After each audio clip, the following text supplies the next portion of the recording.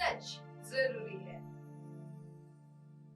पुलवामा आतंकी हमले पर राज्यपाल मनोज सिन्हा ने कह डाली ऐसी बात। नमस्कार, मैं हूं आपके साथ सोनल और आप देख रहे हैं मेनस न्यूज नेटवर्क। तो आइए खबर जानते हैं विस्तार से। जम्मू कश्मीर के पुलवामा में हुए आतंकी अटैक पर यहां के राज्यपाल मनोज सिन्हा ने बोला है कि सुरक्षा बल हालात को काबू करने के लिए 360 डिग्री अप्रोच के साथ कार्य भी कर रहे हैं। आतंकी ने एक 40 साल की कश्मीरी पंडित संजय शर्मा के रविवार को गोली मारकर कत्ल कर दिया, जिसकी उन्होंने कड़ी निंदा की। उन्होंने बोला है कि एक घटना लोगों के मन में डर पैदा करती है। जिन लोगों ने भी इस घटना को अंजाम दे डाला है, उसकी चिंता हमारी सुरक्षा फोर्स करेगी। संजय पंडित के परिवार से मिलने पूर्व मुख्यमंत्री महबूबा मुफ्ती भी पहुंची।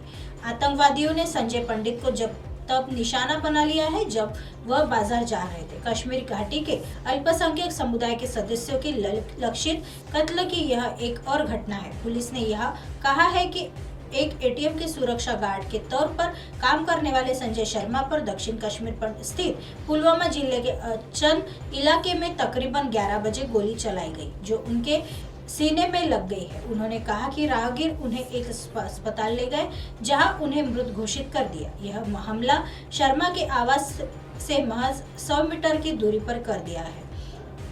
उनके सहकर्मियों ने बोला है कि कश्मीरी पंडित समुदाय के सदस्यों पर पूर्व में हुए हमले के उपरांत से वह रात की ड्यूटी पर नहीं जा रहे थे। सेना को दी गई खुली छूट।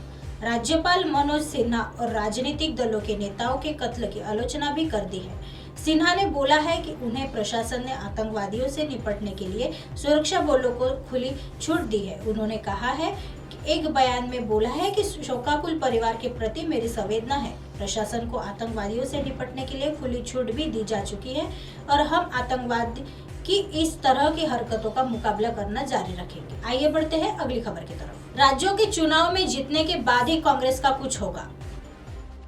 कांग्रेस पार्टी के नेता एक तरफा तरीके से ऐलान कर रहे हैं कि 2024 में गठबंधन की सरकार बनेगी तो कांग्रेस नेतृत्व करेगी या 2024 के चुनाव में राहुल गांधी विपक्ष की धुरी होंगे, लेकिन यह तभी होगा जब इस साल होने वाले राज्यों के चुनाव में कांग्रेस जीते। अगर कांग्रेस नहीं जीतती है तो विपक्षी पार्टियां उसे भाव नहीं देगी, उल्टे उसे और कमजोर करने की राजनीति करेगी। ध्यान रहे, राजनीति कोई सद्भाव का खेल नहीं होता है। किसी को कांग्रेस के साथ सहानुभूति नहीं है।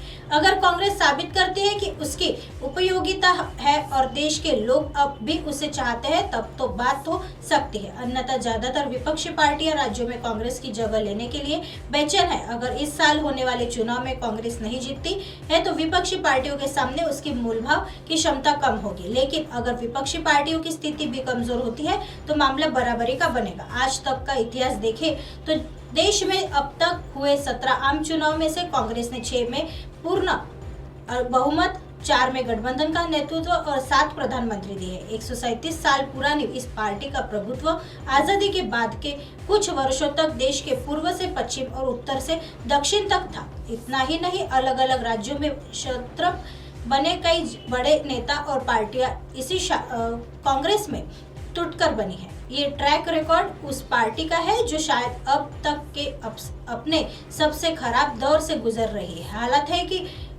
कांग्रेस फिलहाल सिर्फ 2 राज्यों में पूर्ण बहुमत के साथ काबिज है, वही 3 राज्यों में दूसरी पार्टियों के साथ गठबंधन में सत्ता में है।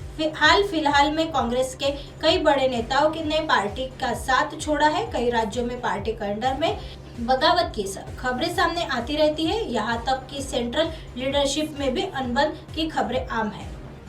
आइए बढ़ते हैं अगली खबर की तरफ। आपका पूरे देश में विरोध प्रदर्शन। केजरीवाल बोले सिसोदिया की गिरफ्तारी के पक्ष में नहीं थी सीबीआई। मनीष सिसोदिया की गिरफ्तारी के बाद सोमवार को आम आदमी पार्टी ने पूरे देश में प्रदर्शन करके अपना विरोध जताया। दिल्ली में पार्टी के कार्यकर्ता और पुलिस के बीच झड़प की तस्वीरें भी सामने आई है। दिल्ली के मुख्यमंत्री अरविंद केजरीवाल ने सोमवार को दावा किया कि केंद्रीय अन्वेषण ब्यूरो सीबीआई के अधिकतर अधिकारी उप मुख्यमंत्री मनीष सिसोदिया की गिरफ्तारी के पक्ष में नहीं थे, लेकिन उन्होंने राजनीतिक दबाव के कारण ऐसा किया है। सीबीआई अधिकारियों ने 2021-22 की आबकारी नीति लागू करने में कथित भ्रष्टाचार को लेकर करीब 8 घंटे की पूछताछ के बाद रविवार को सिसोदिया को गिरफ्तार कर लिया था। यह नीति अब समाप्त की जा चुकी है। केजरीवाल ने ट्वीट किया, मुझे बताया गया है कि सीबीआई के एक अधिकतर अधिकारी मनीष को गिरफ्तार करने के पक्ष में नहीं थे। वे सभी उनका बहुत सम्मान करते हैं और उनके खिलाफ कोई सबूत नहीं है। हालांकि उनकी गिरफ्तारी को लेकर काफी राजनीतिक दबाव था और उन्हें अपने राजनीतिक आकाओं के आदेश का पालन करना था। सिसोदिया के से पहले आम आदमी पार्टी आप के नेता एवं दिल्ली के स्वास्थ्य मंत्री सत्येंद्र जैन को पिछले साल जून में गिरफ्तार किया गया था। आम आदमी पार्टी का कहना है कि दिल्ली की शिक्षा तथा स्वास्थ्य सेवाओं में आए व्यापक परिवर्तन में इन दोनों नेताओं की अहम भूमिका रही है। पार्टी की लोकप्रियता और निरंतर चुनावी असफलता में भी इनका योगदान रहा है। अखिलेश यादव ने भी की आलोचना। समाजवादी पार्टी सपा अध्यक्ष अखिलेश यादव ने भ्रष्टाचार के आरोप में दिल्ली के उप मुख्यमंत्री मनीष सिसोदिया की सीबीआई द्वारा गिरफ्तारी की आलोचना करते हुए सोमवार को कहा कि यह कार्रवाई एक बड़ी साजिश का हिस्सा है। अखिलेश ने कहा, यह संवाददाताओं से बातचीत में दिल्ली के उप मुख्यमंत्री मनीष सिसोदिया की गिरफ्तारी का जिक्र आने पर कहा, यह बात समझनी होगी कि इसमें कौन कौन मिला हुआ है। यह एक बड़ी साजिश है। हमें तो यह पढ़ने को मिल रहा है कि भाजपा का कोई अल्पसंख्यक प्रकोष्ठ है, वह भी इसमें शामिल है। ऐसी खबरें फिर लेके आएंगे इसी समय इसी जगह। तब तक देखते रहे MNS न्यूज नेटवर्क। नमस्कार।